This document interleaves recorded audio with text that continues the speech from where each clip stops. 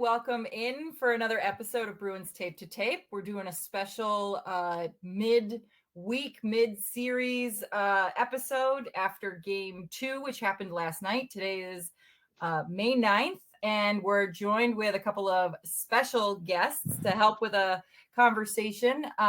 First and foremost, I'm Caroline. I'm your host this evening, and I'm joined with my regular fantastic co-host, Maria from Watertown. Hey, Maria. Hello, Caroline. What's shaking and baking today? I'm just looking forward to tomorrow, not just because of the Bruins game, but because it is Friday for sure.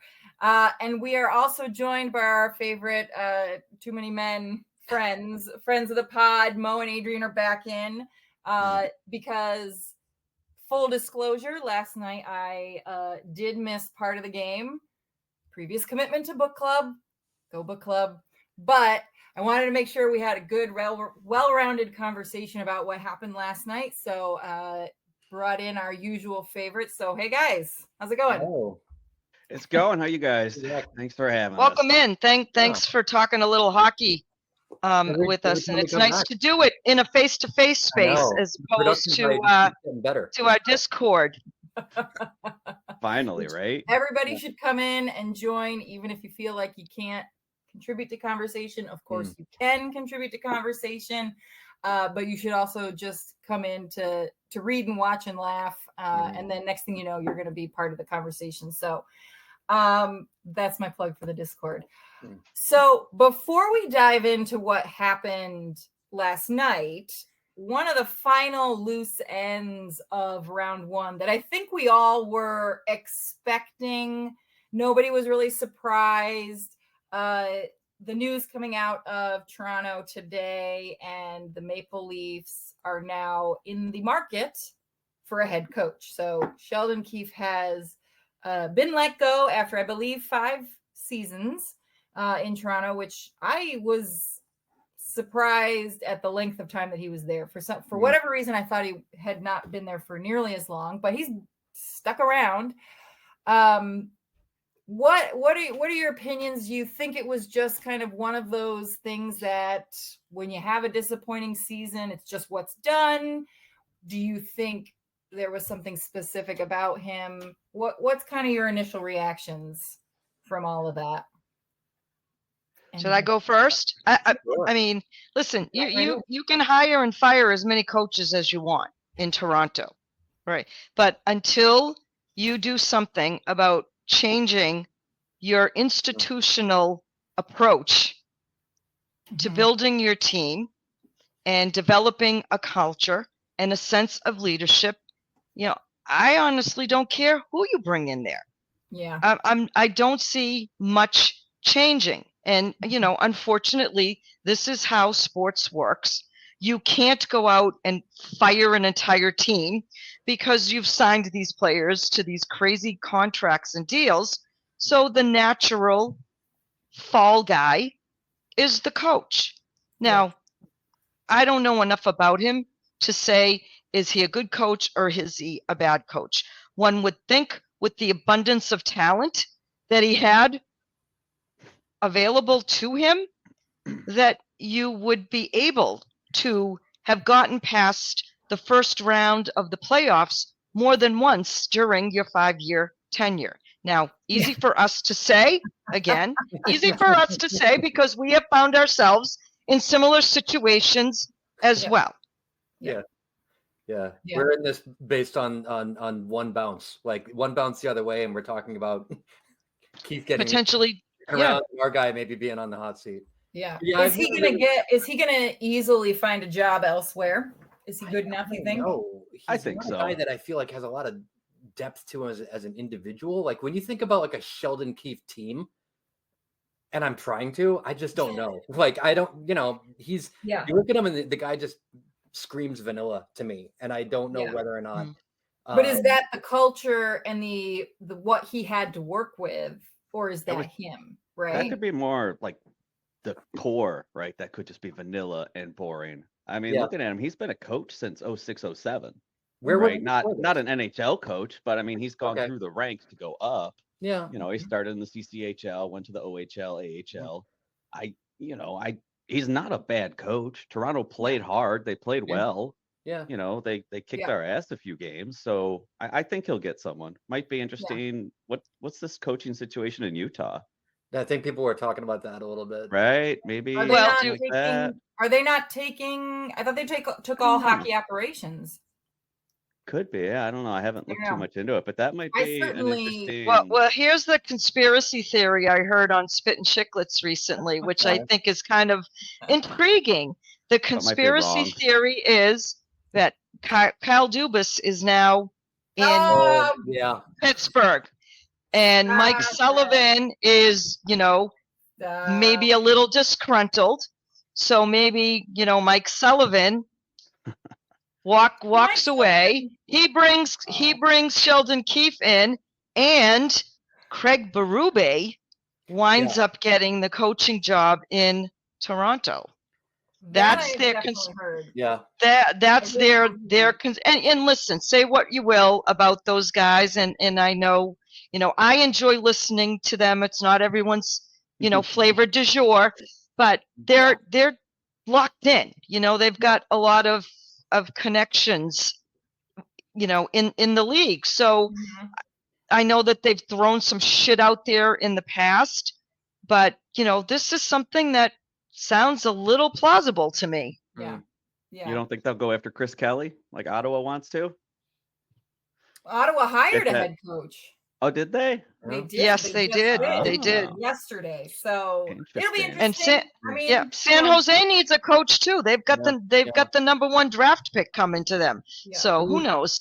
It's going to be an interesting off season, not just because of a number of coaching vacancies, right? Like Winnipeg, he retired. San Jose, they still are, I think, planning on building a team around Macklin, just like Chicago is building around Bedard. So it's going to be interesting how everything kind of shakes out. And of course, as Boston Bruins fans, we will be enjoying the schadenfreude of witnessing what happens in Toronto. But this is not a Toronto podcast. It's a Boston Bruins podcast. So let's talk about last night. So, like I said, full disclosure, I was only able to catch the last 16 minutes of the game. I have my opinions on what I saw in the last 16 minutes of that game, which was probably very different than what you guys saw in the first, 40 some odd minutes of that game. Because I'm the optimist of the two of us.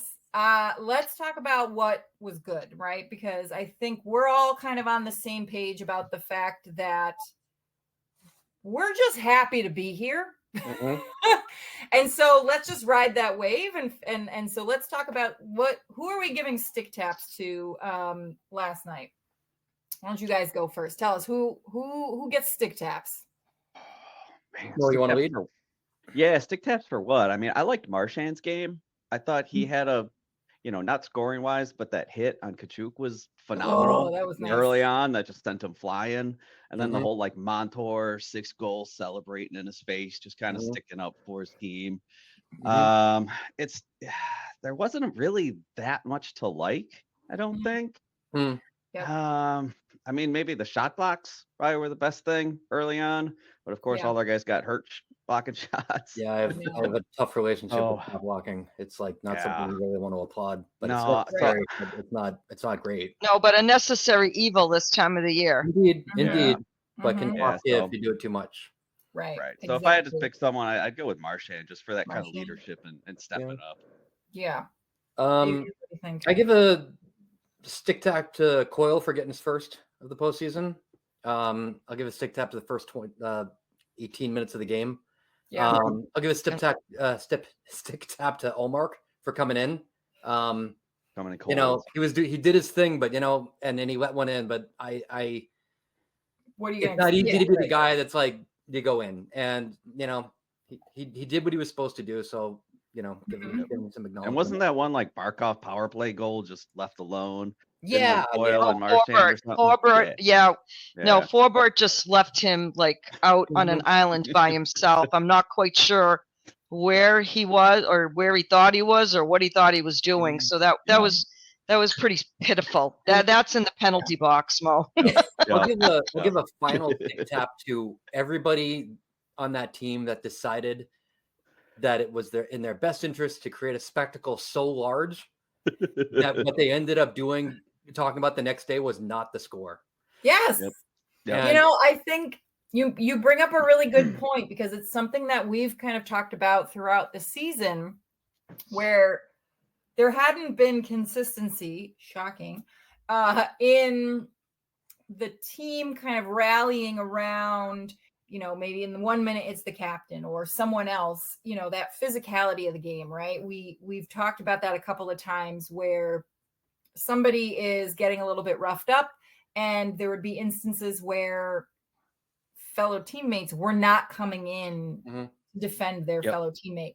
And what I saw in those final 16 minutes was a circus.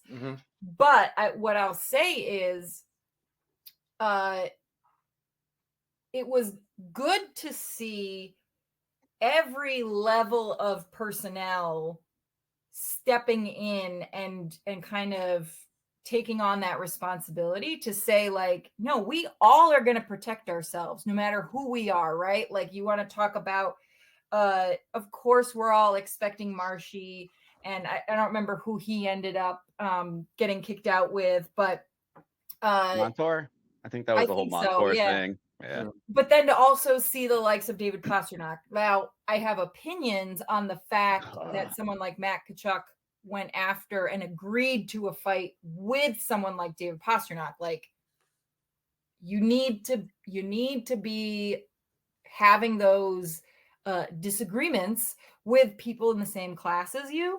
And like, for someone like Tkachuk to go and agree to a fight with David Pasternak, I mean, I got opinions on that, but I think that said something, right? Like, to your point, Adrian, that people aren't really talking about the fact that the Bruins lost 6-1. They're talking about the fact that both benches ended up with half the number of players by the end of the night, because the Bruins were not going to take it lying down in spite of that score.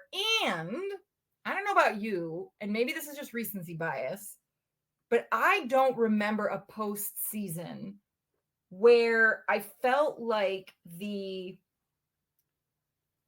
poor job of the refs made such a massive difference to the game. I mean, that kind of ending only happens when the referees do not have proper control over the game, because they get to that point where they're like, both of you just go, because we can't finish the game because you're just going to keep poking at each other. But that happens because the referees are not properly officiating the game.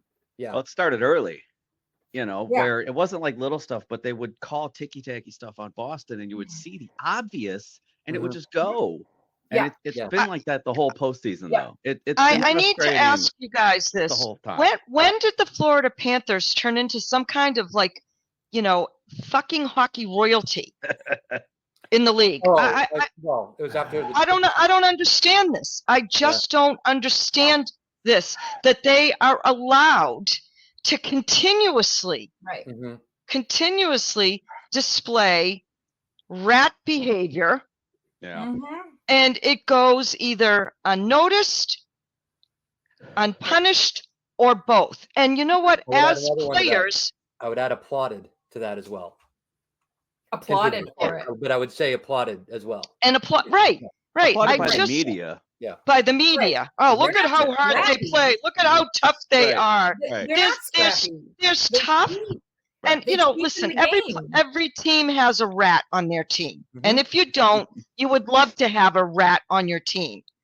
But when it is a mentality and a culture that's, continuously perpetuated, and it becomes some type of, iconic, oh, look at how these guys play, we need to model our game after that.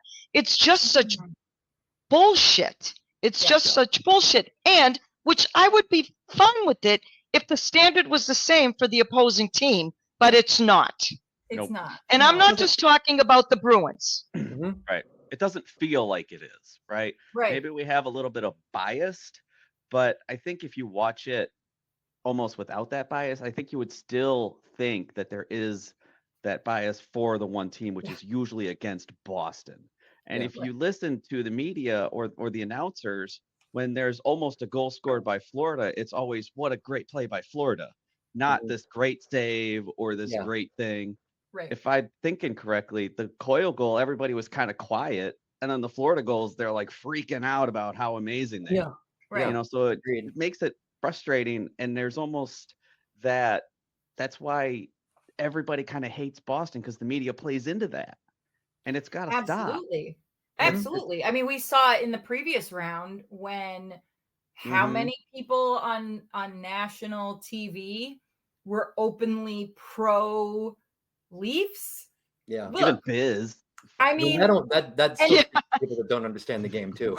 Right. And like the thing is, what people, I don't know if they may or may not realize this, but like especially when it comes to, again, the Leafs, if you are pro Leafs and you're coming out and you're talking about how much you love the Leafs, what you are saying without saying in words is how much you hate Boston.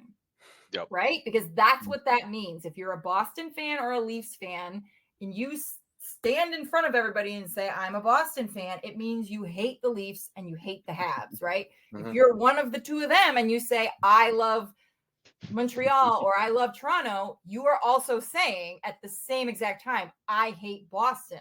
So they kind of set it up. And then, of course, you know, you watch these guys and they're trying to be funny and silly with their jokes to endear themselves to the audience who may or may not be casual hockey fans. And so they're like, well, I love that guy, so of course I'm going to be pro Leafs. Fuck Boston. Like, come on. Right. And here we are, because this narrative has been set up about Florida that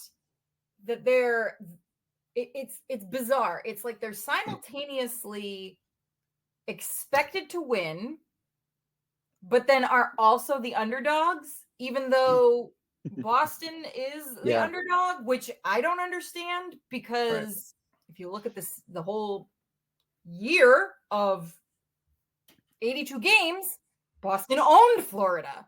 So, I mean, I said that in the previous pod, like, I don't understand how it is that Boston is being perceived as the underdog here, when, if anything, they should be considered a fair match, but they don't. But Florida also doesn't play the game in a way that I find personally respectful to the game of hockey. Like, these guys should be embarrassed, because it's like they're using these circus tricks to beat Boston instead of playing the game. Because in my mind, you pull that crap that, you know, Montour and Kachuk and all of those guys pull, because you're not good enough to actually beat the team. That's it. Through true hockey talent. That was the thing I was gonna say, and you just said it, Ned. That you nailed it. You do that shit when you are trying to find a way to win. But Florida is good enough to win without doing that. And if you take the entire team of Florida and apply it to the career of Brad Marchand, it is the same narrative. He did that stuff years ago and earned a reputation for it, because he was trying to earn his place in the league. And now he's a good enough player that he doesn't need to do it anymore. So they are, you can either be a very good team that is favored in a series, or you can be scrappy, you know? Right. And you can do both of those things in the interest of winning. But I don't like that Florida is still considered favored and scrappy. Doesn't make any sense to me. Right. Doesn't make it. And this and this is why it's imperative when the Bruins get an opportunity on the power play. Yeah. It is imperative that they capitalize on it, because you know, we've stated the case about them, you know, being some type of, again, hockey royalty or hockey darlings, so that they're not being sent to the box with the same frequency that maybe we're going to be sent to the box. So when you get those opportunities, you've got to you got to capitalize, guys. You've got to put the puck in the goddamn net. You got to make them fucking pay. You gotta, I mean, that's how you make them You're right, Mo. That's how you make them fired up think tonight. about the shit that they're pulling. No, we are fired up, and you know what? Right. But that's the thing, right? Like this is kind of a theme that we've seen that goes beyond Monty. It goes deep into the run that Cassidy had as coach, right? Where we kind of jokingly talk about it in the Discord about the hockey gods are mad at us again because how many times, is somebody going to hit one off the post, or they miss an open net, or it just the puck doesn't quite flip up in the way that we need it. Like, the number of chances that we consistently see from this team is great, right? The chances are great. The actual execution of being able to get it into the back of the net, it seems like it's just been a curse from the gods forever, right? It doesn't matter who's coaching behind the bench. And for me, and I want to hear if you guys have a different opinion, that's just, it seems like that's just how it is for Boston. Doesn't matter who, like I said, doesn't matter who the coach is. Like this, for whatever reason, if it's the players or what, I don't know, if somebody angered the gods in some way. What I'm more concerned about is, okay, how are they going to mentally respond both in game, shift to shift when that happens, and then from game to game, because that is what's going to get them through it, even if it doesn't convert for them, right? So like, we clearly last night was one of those nights. There were tons of chances, right? Lack of finish. It's a lack of finish. It's been a lack of finish that has bitten the Boston Bruins in their asses for, the last handful of years. And, you had 3 opportunities, prime opportunities in the first period after Charlie Coyle scored that first goal. Marchand misses on an open net. Peter misses on an open net.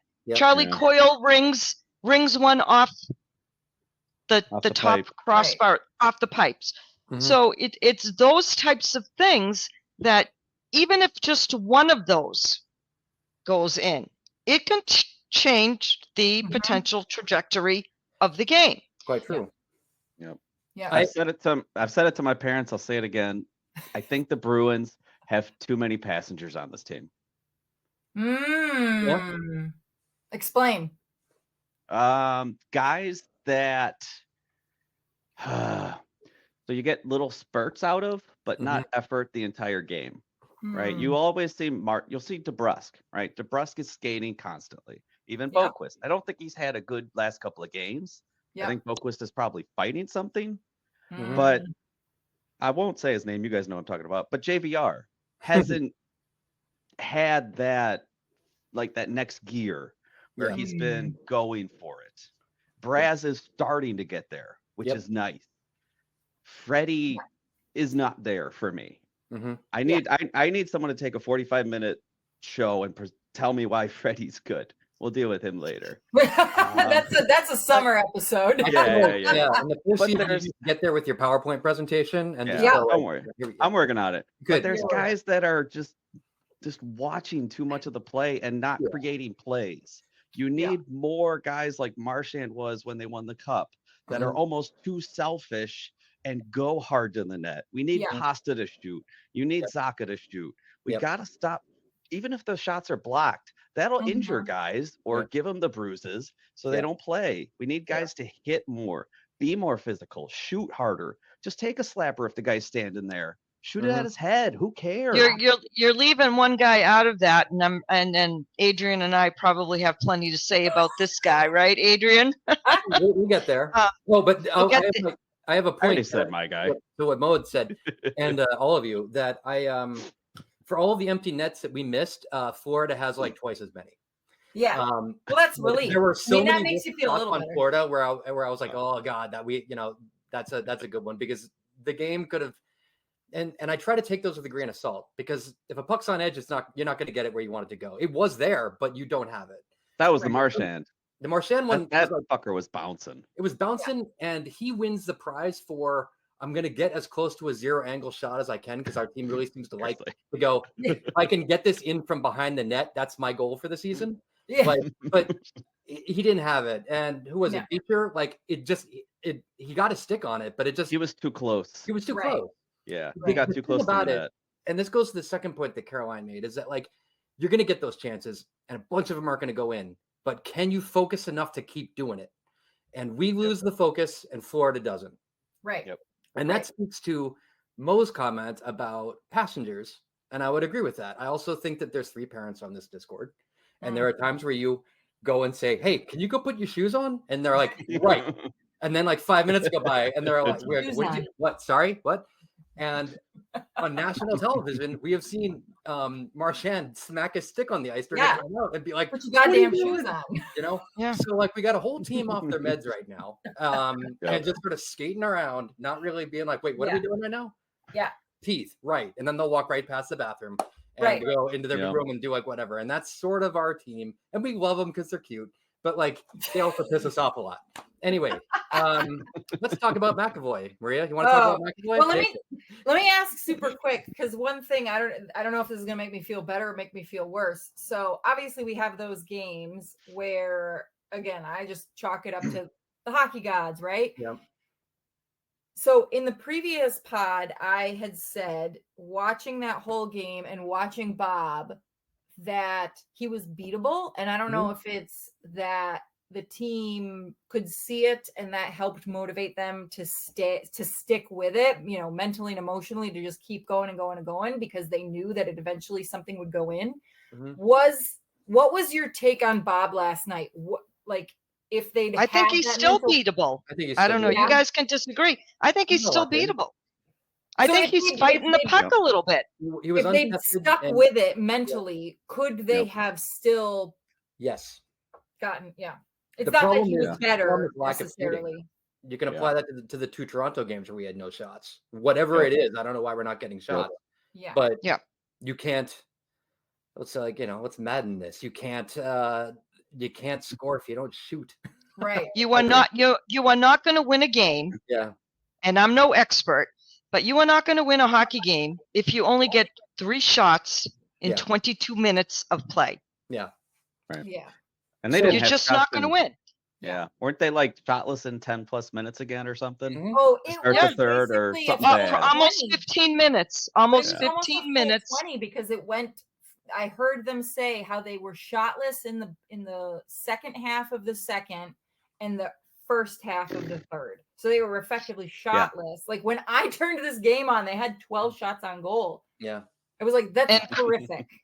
And we have to give some credit to Paul Maurice, because when he saw that, the Bruins did have some additional fight and push in their game, he made some changes to his lines. Yeah. And that caused some matchup problems for the Bruins. Yeah. So, I think when he made those changes in the second period, and then you give up a back-breaking goal with 0.3 seconds left in a period. Classic. Yeah. Okay.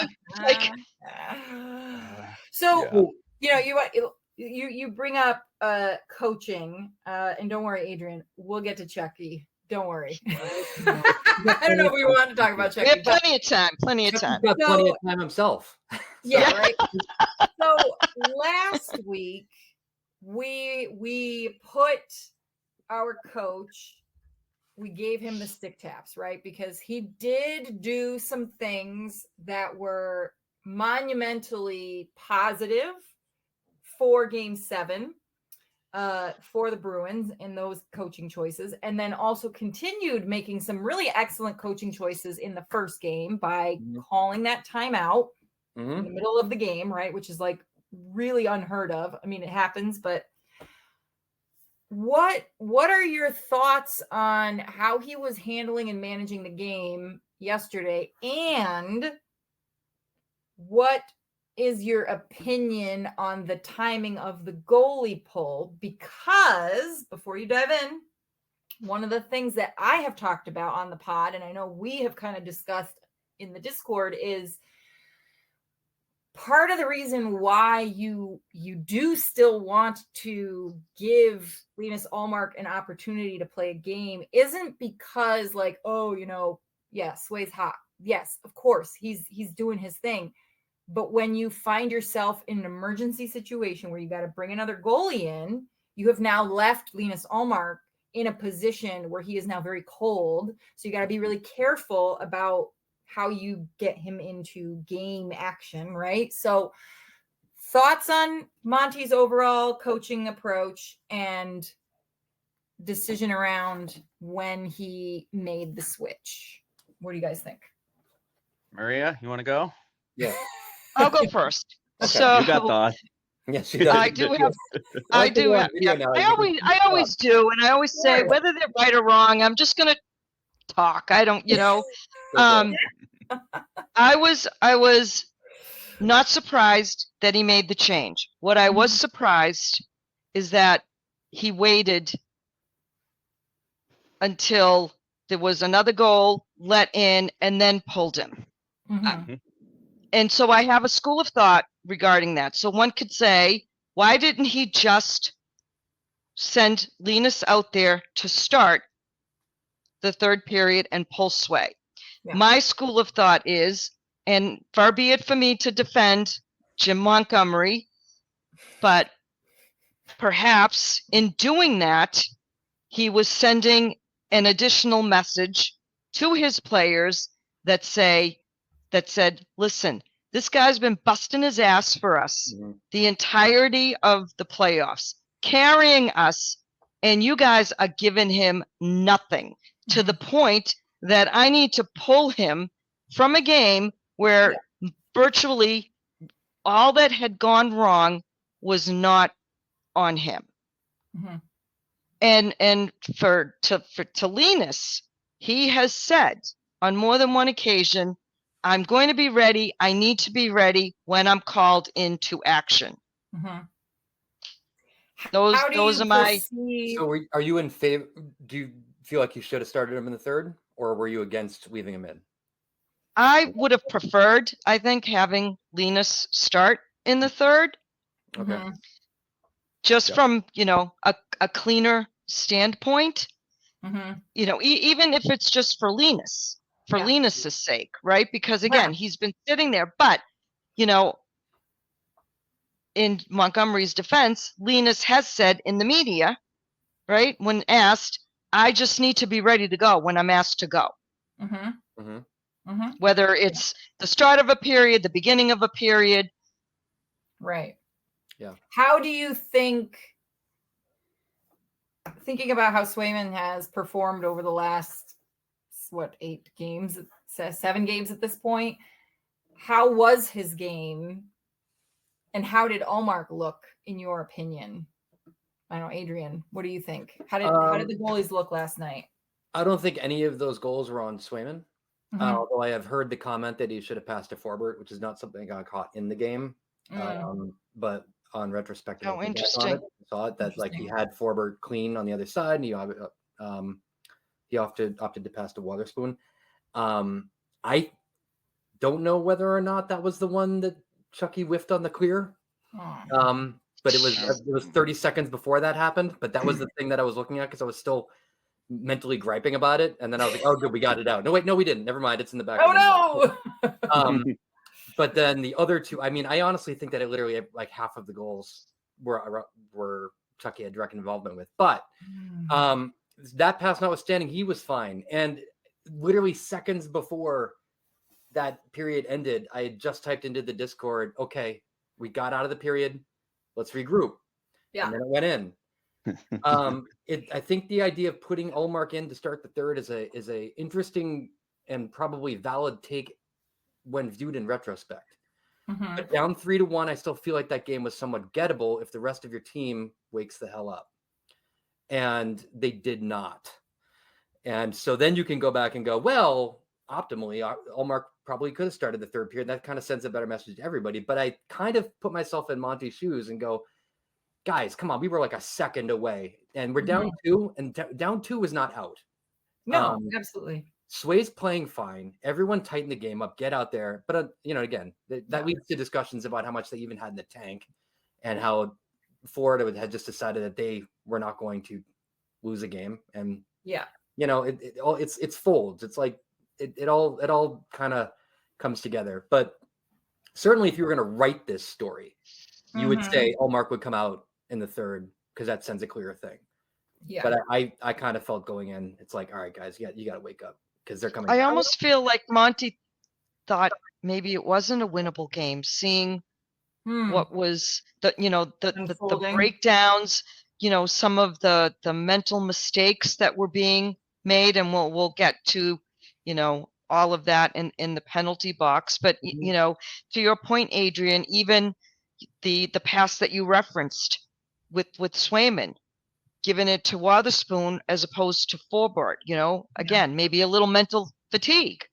They're probably tired. Certainly, they've been playing a hell of a lot more frequently and in a lot more emotionally intense games over the last 10 days than Florida has. Yep. I mean, look, Florida was stiff in game 1, and we were coming off the high of a game 7. Yeah. I was shaking my head quite a bit in the aftermath of the takes on Tuesday morning, when they're like, Bruins in 6. And I was like, you guys are out of your mind. No, that's not going to tell the story of this series. Like it almost is one of those things where you got a person that's like really big and a person that's like a little bit smaller, and they're about to fight, and they're like, the guy just throws a punch and gets a good clean one, like right in the face. Yeah. And they're like, yeah, I'm going to win this. And you're like, no, dude, no. They're just going to be, all right, that was fun. Not that easy. Good luck. And, I think Florida came back and we ran out of gas, and those two things happened at the same time. Yep. Moving forward, it's 1-1. We should not overlook the fact that it was 6-1 last night, but it was 5-1 on Monday. This team, the series is even. And the story of this is literally who comes out of last night's game more pissed off. Right. Yep. And that's going to determine how this series goes. Yep. I think we need to see both these teams on a quote unquote level playing field. Exactly. Right. They Florida got their bad out on Monday night. Hopefully the Bruins got their bad and ugly out last night. And we're starting from a clean slate on Friday night. Although our bad usually lasts two games, maybe. Well, remember in the previous. Who the hell asked you, Adrian? I don't know why I'm here. You keep having me back. Okay. Mo, I'm going to talk to you now. For the sunny take, let's go to Mo. All right. How do you? Yeah, right. I mean, he is the one of us from the Midwest, so he's going to have a sunnier disposition than the rest of us. All right. Well, first of all, that fourth goal was icing. It totally was. I just watched it. Yeah, it was icing. I know. No. It was icing. Listen, can we all agree on one thing? The NHL officiating sucks. Yeah. From top to bottom. Yes. Because I'm watching it. Box, they're not even going into the penalty box. That is a 10-minute game misconduct. You're going straight to the dressing room. I know. Like awful. Well, the maroon thing. Brand new. The maroon thing that started it, he got an extra 2 for roughing. Yeah. Which was nothing. By doing this. Talking. Right. That started everything. So it did. Fourth goal is icing. It got waved off by the lines person that was right there staring at it, thinking, I guess the Bruin tipped it. But then whatever, that's all fucked up. Yeah. I would rather lose these games where the Bruins look bad than where the Bruins actually look good. Yes. Yeah. So there is that, where this wasn't Boston's best game. 12 shots in 2 periods. Right. You can't blame that on anybody but the Bruins at that point. That's not coaching, I don't think, as much. That's not players going. Right. So Boston has, I guess, home ice advantage, right? No, they don't. Well, that's what. Well, you mean kind of now, right? In both ways, no. Don't they stink it? They're going to adjust the lineup. Damn it! Just we're gonna get some power plays and we're not gonna score, and we're gonna win some other way, I guess. I don't know. Yeah, I mean, I certainly don't think the Bruins are down and out. No. I don't know how many series split. Yeah, I don't know how many of us. Well, we were 4-0 in the season series, which gives you a little bit of hope. Yes. We're still a good team. Hopefully Heinen will come back soon. I think that will help somebody that at least might let them shift the lines a little. I don't know how much Monty shifted the lines in the game. Yeah. This is probably one of those games I would have liked to have seen him shift some stuff around. Right? We always got pissed off at him during the season, and now he doesn't do it. And it's like, why don't you do it? We're never happy. No. But you know what? In a game like, we're never happy.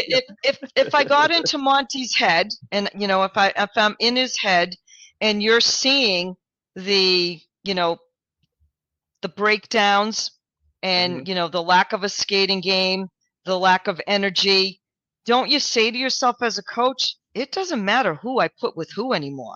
Oh yeah. Tonight, it just doesn't matter tonight. Yeah. Not that you're waving the white flag, but from a coaching perspective, you have to. I would think that thought process comes into your head. That you've got pretty much everybody out there. I will say that I thought Brazeau's game was still good. I thought he, and he's coming back. He's coming into his own. And Mason Lohrei, the more he plays, the more confidence he gets, and it's not going unnoticed. In the broader NHL network about this kid. He was on the power play too, which I don't remember seeing. Right? They started him on the power play last game. He's quarterbacking a power play. Yeah, I don't need to see Matt Grzelcyk. Period. End of story. But I will ask this question of all of you, since we're talking about the defensemen, and what we're hoping to see in Game 3. Do you think Shattenkirk draws back in solely for power play? The power play? I hope so. Yeah. I mean, I thought he was playing well. I don't think we need Forbert because we have Spoon. I was not impressed with Forbert last night. But again, I wasn't impressed with anybody last night, other than the two guys I mentioned, and of course Sway. I mean, that's just a given. I guess it depends entirely on that's the strategy that Montgomery has to pick, right? Either make the assumption that Boston is going to be constantly on the PK, in which case you need to choose the defensemen who are going to be your best penalty killers, or it's the gamble. Do we pick the guy who's part of a key power play unit and hope that we get some power plays and then use that as a way to get the edge in? Which do you choose? I would assume that we have not seen the last of penalties. Yeah. I feel as though we are going to be, I feel like we will be on just as many power plays as we are on PKs. Right. I am for whatever option limits McAvoy's minutes. And if we can put Shattenkirk out there and take McAvoy off the power play and have him sit his ass down for a little while just so we can stop bleeding, I would be okay with that. Do you think Jim Montgomery has the cojones to do that with the quote unquote franchise defenseman? I think you got to look at it and go, dude, you're spent. Like, he looks tired. He looks tired. That's why he's making mistakes. I go back and forth as to whether or not he's got a nagging injury that's distracting him. And I will say something, and it's only because of the way I remember watching this happen, and it's not because I'm making light of the situation, but I remember Savard when he came back. And it's like, dude, there's decision making that's not happening. We find out later on that he was dealing with concussion stuff, and I don't know whether or not McAvoy is rattled to a point where choices he's making just are a second behind, or he's just not where he's supposed to be. And whatever it is, he's a bit of a liability for the amount of time he's on the ice. Right. But I also think that the longer you keep him out there, the worse he's gonna get. McAvoy doesn't need to find his game; he needs a nap. He's brave. And then we can talk about how well he's doing after he's a little rested. But like, I don't think he's injured. I don't think he's injured. No, I don't think he's injured. I think tired. he's been and we talked about this 30 minutes, Caroline, very early on, right? And I've brought this up when I've called the AT&T hockey show, where it was midway through the season and we were getting close to thinking about, what's referred to as load management. And I raised this concern about him and Brandon Carlo and Hampus Lindholm with the amount of minutes that these guys, extraordinary minutes that these guys were logging, and whether or not there would be a potential for it to, come back to haunt them or fatigue them. And I suspect that's what's happening with young Mr. McAvoy. I also think that, he's alluded to this in an interview too, where he's being asked to do a lot more and take on a lot more responsibility. And maybe some of that is, playing the role of mentor to Mason Lohrei. And is that too much for him at this point in time? So we're wanting him to be the stud defenseman that, we've been told he can be. We've seen snapshots of it, but now he's, playing alongside a kid who, and we've said it, he's scary, but he can be effective, but he can still be scary. Right. And so maybe he's trying to do too much. And I know I'm soft soaping that right now, because I've been on this kid's ass for weeks now. We see pockets of it, but we don't see enough quality behind the quantity that he's sucking up on the ice right now. And also I would add consistency to that too. Yeah. And to be clear, I don't think that he's like nursing a concussion. I'm just looking at I'm looking at the level of choices he's making, and they are either being made by someone who is exhausted and is making bad choices, or is hindered in some other way leading to that. Because the amount of like the goal where he was just sort of standing in front of Swayman, that's like, or not taking the shot when it's so obvious. Block the friggin' shot for your goalie. Yeah, or drive a play where you don't have it. Like I would rather him just say, look, we got a former forward who's now playing defense, who, if he doesn't blow a tire, is skating rings around everybody. Yeah. So let's just let this guy go. I'm going to play defense for a little while and let you figure all this shit out. But he's doing too much, and he's not doing any of it well. So that's why, as they love to say in the corporate world, as I paint with a broad stroke, he's doing something. He's hitting a bandwidth constraint. Because that's the thing, right? Like, he's playing insane minutes, like insane minutes. And he's a young guy. Well, he's 26. No. I mean, come on. It's all downhill after 22. Let's be honest, right? Yeah. And then on top of that, you're putting the mantle of leadership, formal mantle of leadership on him, right? We don't know what that means behind the scenes, but it means something. It doesn't just mean you get a letter on your sweater. It means something. There's stuff you do. And he's being mentor to this baby out on the ice. Like, there's a lot going on for him, and he's been playing every single game, and he's not had a break. And how many games this regular season have we seen him flirt with 30 minutes? Like, that's insane. Right. Well, when's the last time you saw Charlie McAvoy throw like one of his, textbook just killer hits that can change the. Yeah, he had a good one last night. I think he kind of missed the guy a little bit, but before that, it's been a while. Yeah. So, would you guys rather see Lohrei and Lindholm flop, where you got Lindholm and McAvoy playing together, and let Carlo kind of mentor Lohrei? Because didn't Carlo get his start with Chara? Right? Wasn't he did. Carlo playing with Chara? So maybe Did he? Because I only remember Chucky with Chara. I remember No, Carlo with Chara, I think. Yeah, I don't remember Carlo that. played alongside Zdeno Chara for early on in his career, and then it reverted to McAvoy. Mm-hmm.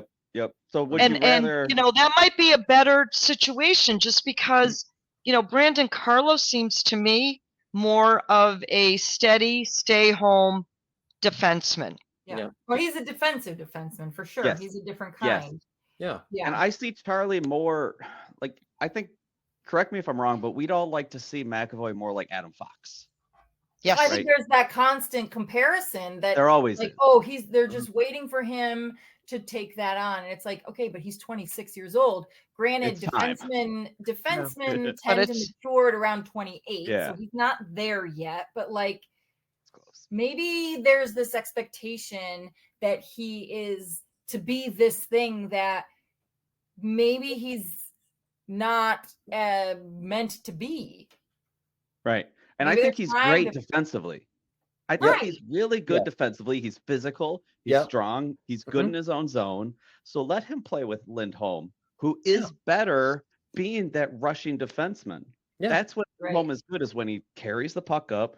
The teams actually give him space in the neutral zone, and he can go and carry that puck in and create offense. And then you have McAvoy. And listen, if we're going to be critical of the core and the big name players on this team, which we have done in previous episodes and throughout the course of the season, he can't be immune from that. I'm sorry. He cannot be immune from it. Yeah. And you have the potential, he has the potential to be a game changer.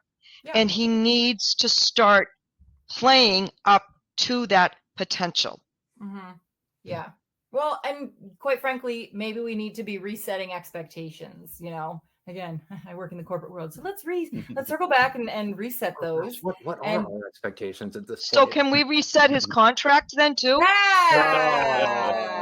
His contract's not. Look, at least we don't have 75% of our budget going to 4 guys. So we got that going for us. I feel like you gotta recognize when you're working a guy too much. And I understand that maybe mentoring a guy is a lot, but figure that out later. It's the postseason. Yeah.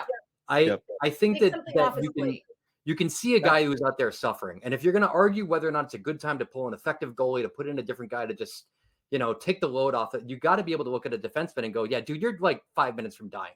Yeah. So maybe we help you out. And I would like to see him, if it comes down to having the balls to take the franchise defenseman off the power play, I would rather see like Lowry out there for just a bit, because Lowry is better, seems to be okay right now driving and quarterbacking a play.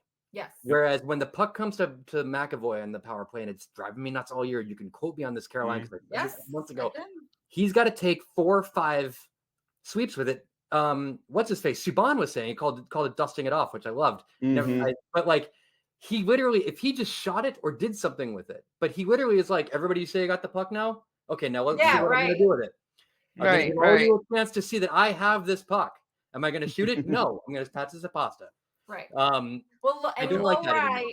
I wouldn't be surprised if and their age gap is enough where I wouldn't be surprised if in 3 years, 4 years, you start to see Lowry really take on truly the mantle of what I think that everybody wanted to see from Chucky in being that extremely offensive defenseman, because I think that Lowry is naturally more of an offensive defenseman than Chucky is. I think Chucky is a solid defensive defenseman and maybe is trying to be this thing that everyone's like, you should do this. You should be this thing. He's like, I'm a defenseman, but I'm also a power forward. And it's right. Like, no. Pick one and do the other one sometimes. Right. And I could see in a number of years, Lowry surpassing him in that capability. Yes, and that one capability. Yeah. Agreed. I think that let's play to each other's strengths and try to make it so that McAvoy doesn't drop dead on the ice. Yeah.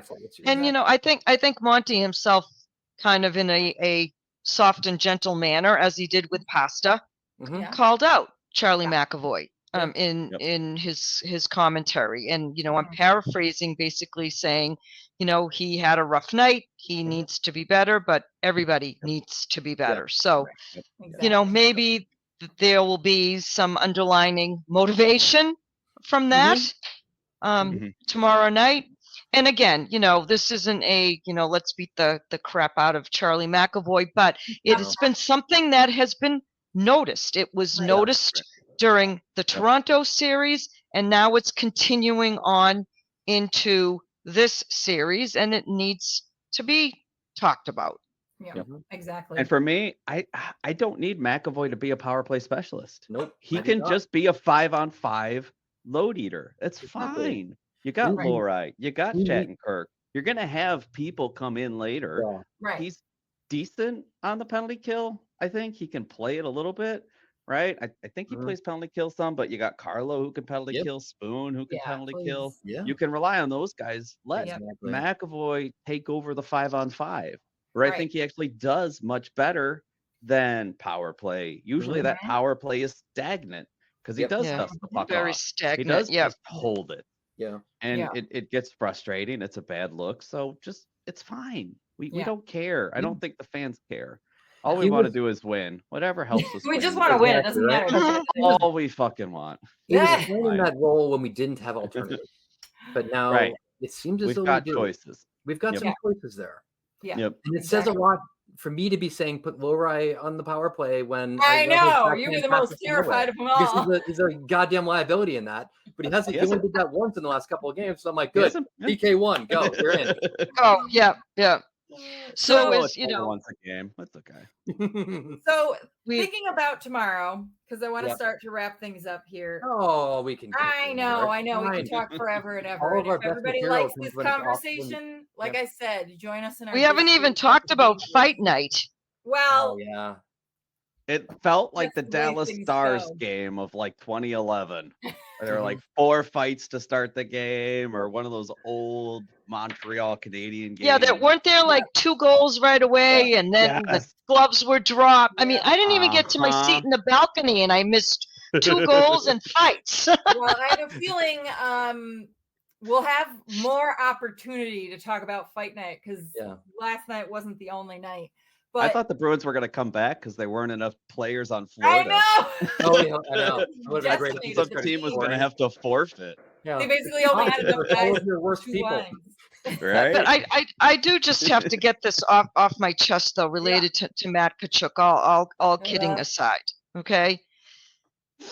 It's ironic to me that he's such a hero and such a manly man, no offense intended, that he waits until half of the Boston Bruins team has game misconducts. Yeah. So the very players that would actually have a chance to beat the crap out of him are not on the ice, and he wants to go with Pasta.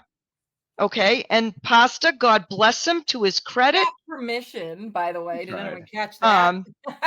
He says he didn't, and I believe him. But just the mere fact that he didn't have the balls to challenge someone other than Pasta, and then throws the extra punches. I mean, and I've said this before. He's talented. I would take him on my team. I'd be a friggin' liar if I didn't say that I would take him on my team. But that type of behavior and that type of conduct, you're a dirty freaking rat. Yeah. I would call him a dirtier Marchand. Well, that's what I was about to say, right? Like I don't remember how old. I don't remember how old he is right now, Tkachuk. But I feel like he's probably right around the age that Brad Marchand was when that conversation started coming up of like, you're a good player. What are you doing? Stop your shit. Then, right. And then it started to change and he started to actually focus more on the game than the foolishness. Yeah. He's 24. I do think he's got talent. He's young. He's 24? 24. With that horrible haircut? Okay, I'm glad you brought no, up the it's haircut. Brady. Jeez, Sorry, it makes that's you look Brady. like he's- Tells you I was everything looking you up the need to know wrong about one. that. Hold on. Oh, the younger one. Well, then what? Is 26. he 26? 26. Sorry. Still, all right. That's about what I would have expected. I warned you guys. No, I've had too many. So, okay, real quick, I want your wait, hot hold on. takes. I just to Maria's point, I agree with you 100% there. I feel like there's two types of fights. They're the ones that mean business, and then there are the ones that are performative. And the ones that are performative, where we're just going to clutch and grab and maybe shove each other a little bit and slap each other across the face because we're both of a caliber and we don't really need to be doing this. Right. And when that happens, that can get a team going. That can make a statement. That's whatever. When one goes down and you're like, oh no, wait, now it's for real. Like that's next level. Yeah. And I agree with you 100%, Maria. It's hilarious that he waited until everyone was off the ice to go after Pasternak. But the operative part of that is that he went after Pasternak. He didn't just go, oh, we're just going to shove each other and do whatever because I want to hit the towers too. He was like, actually, this is for real. And after he went brought down, a gun to a knife fight. Yeah. And I'll tell you this: win, lose, or draw, before this series is over, a member of the Boston Bruins needs to kick the shit out of Matt Tkachuk. I hope it's be it Brazo, be it Freddie, be it Maroon. It needs to happen. You cannot allow that individual to do what he did with David Pasternak. There better be a response. 100%. We'll see, because he's real good at skating away. And I wonder whether or not Maroon goes after him and then it just turns into another misconduct and whatever. Yeah. But I got that's not to say I don't want to see it happen. Although I don't know who I want to whose ass kicked more. I don't know whether I want Cousins or Tkachuk. It's like a Sophie's choice here. What do we do? Sophie's choice. Get them both. Two things real quick. One, Freddie will not beat up Tkachuk. We know that. No. And two, I kind of disagree with you guys. I'm okay with Tkachuk fighting Pasta. It seemed like a mutual thing. Mm-hmm. I'm okay with Tkachuk going hard and actually fighting him. It's the punches on the ice that I think that's what bothers me. Yeah. It's when the guy goes down, rat behavior. Right. Okay. It's and I think that's and maybe I lost that in translation. Right. No, you were there. That's what I need payback for. Right. You want to do that stuff, okay? And you want to, comport yourself and make yourself feel like the big man on campus, then you better be ready for what's coming at you, because those extra punches, that's not part of the show, dude. That was not part of the deal. I think you could argue the first one maybe was in the process, but the second one was the one that for me was dirty and over the top. And I hate to say it, but it's that unwritten rule garbage that he did cross the line. The guy's on the ground. You don't fucking punch the guy. Yeah. Right. As so I think and bar parking lots, the rules apply. So I'll tell you this. So I want to hear real quick, because we're basically running out of time, that I want to hear what you're going to look for at the start of the game. But for me, in keeping with this kind of theme of what we were just talking about, I think if Monty really sees what had happened there, particularly in the Pasta situation, I would love to see a choice being made by the coach, a la that Rangers Devils game where we all got to know Matt Rempe, where both coaches purposely put on the ice for the initial face off. They put those guys out there knowing it was going to set the tone. I want to see like Pat Maroon at the opening face-off, and I want to see Paul Maurice accept the challenge, because I think both of them knows. So are they going to accept the challenge and put Tkachuk out there with somebody who actually could beat his ass? You want him to go opening face-off and let them go at it right at the drop. All right. That's what I want to see. Go Mark Crawford. That's what I want to see. So what are you guys going to look for? What do you want to see in those opening minutes? Interesting. Maria, what do you got? You know what? I would love to see Pavel Zacha score a goal. In the opening minutes? In the opening minutes, I'd love it too. I'll change my answer. No, what Maria said. I just Can you do? Yeah, give me a goal in the first 5 minutes of the game. Yep. I don't care if it's on the power play. I don't care if it's shorthanded. I don't care how you do it. Yeah. Yeah. What do Adrian? you got? Yeah. Adrian. I want to see, and I said this to Caroline before the show. Like this postseason is only going to end in tragedy. Like there's, we make it by Florida, we made it by Toronto. Beautiful. That's expected. I mean, that's the law. We have to. It's the law. Florida would be chef's kiss. Like we throw that off our shoulders. But what's waiting for us? New York? I'm sorry, no. And then we get past New York, and it's like any of the 4 people on the West. It's like, come on, we're just going deeper into the thorn bush as far as we go. All I really want is match the energy. Like come out, capitalize on whatever you tried to salvage, whatever statement you tried to make in the waning minutes of last night's game, and don't go out like Washington. Like push as hard as you possibly can. Yeah. Yep. Bob is beatable. These guys are okay. You can catch them. They have a tendency to ease off on the gas when they have the lead. And listen, they turn the puck over too. You need to capitalize on their mistakes. They turn the puck over. They have a very fast-moving dump and chase game, which gives us a shit ton of room. And it's a room we didn't have it with Toronto. But we cannot play our game unless we have room, and they are giving it to us. Yeah. So match the energy. Everybody get an extra couple hours of sleep and come back and get back in it, because it's now a dead even series. Yeah, we're back to the board. So start over and don't do that thing where you show up late and only get 2 shots. Like, yeah. Yeah, Jesus. So that's what I'm looking for, and do it for as long as you can until it's done. Yep. Yeah. They got to be disciplined. No more too many men on the ice penalty. Oh my God, I was just thinking that. Jesus, if they get one more too many men on the ice penalty, what the hell? Yeah, that's another episode. You could fill an hour of just talking. It didn't happen last night, did it? I think it did. Yeah, it did. No, I thought you were at your book club, and they had another men on the ice. Yeah, and it was clear.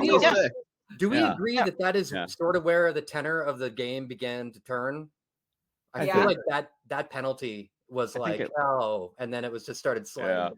Yeah. It might have been right around. I mean, they killed it off. They killed it, but like Jesus Christ, they've had 5 in these playoffs. This is what I heard today on the skate pod.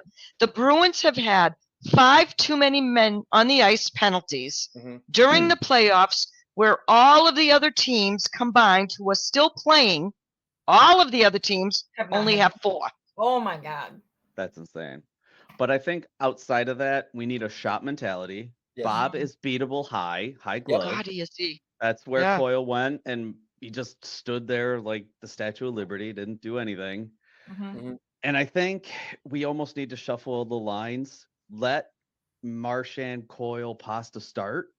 Bring back Marchand, Pasta again. Do something. Saka's not having anything. Zaka and Pasta, there's just nothing there. You got to bring Marchand and Pasta back. And it's just maybe have Boquist and DeBrusque play together. Bring that speed. Beecher, Boquist, DeBrusque for a line. What the hell have you got to lose? It's see what you've got and bring that different elements. You know what Florida's going to do. They're going to dump, chase, play behind the net garbage. So go after that. Let Brezzo and Maroon and maybe Van Riemsdyk play together. I don't know. Do some weird shit. Do your mad scientist thing. Yeah, you got Geeky, you've got Freddie, you've got guys that can center, right? Maybe Maroon, Geeky, Brezzo wouldn't be a shitty line to start something. I don't know. It's got some speed. Geeky can play just try something. But they've got to be disciplined. Don't give in to Florida, because Florida might try some shit again. Don't give in to Cousins or Kachuk or Montour and their garbage, and just almost like walk away and laugh in their face. You gotta almost be the team that like pisses them off by not responding. Exactly. So we'll see. It's gonna be a fun game. It is, and it's going to be a long series, I think. So we'll have lots to talk about. Fingers crossed. Are you going, Maria? I'm going Friday night. Yep, my daughter and I will be at the game Friday night. So nice. Yeah, and so full disclosure, You're probably not going to get any valid notes from me because my intention is to pregame before I get into the building. And then lose your voice. Nice. And then lose my voice, right? Can we put up a call line for Maria to just dial in over the course of the evening, and we'll just play it back, like you know, like intermission. You can just give her hot takes. Exactly. We got to do that. You should hear some of the stuff that comes out of my mouth when I'm sitting in my seat in the balcony. I want to hear it so bad. I'm sure there's recordings for people in your section. They're like, "Oh, Maria's here. What are we gonna get now?" Yeah. We know. Yeah. Oh, God. So we'll be back in a couple of games. Not exactly sure when our next recording date will be, but it'll be probably after they leave Boston, would be my guess. So until then, as always, thanks, Mo. Thanks, Adrian, for coming in and covering for me. Awesome stuff, guys. Yeah. Thanks for joining us. We love you. And always to Maria. So as we always love to end the pod, go Bees. Go Bees. Go Bruins. Go Bees.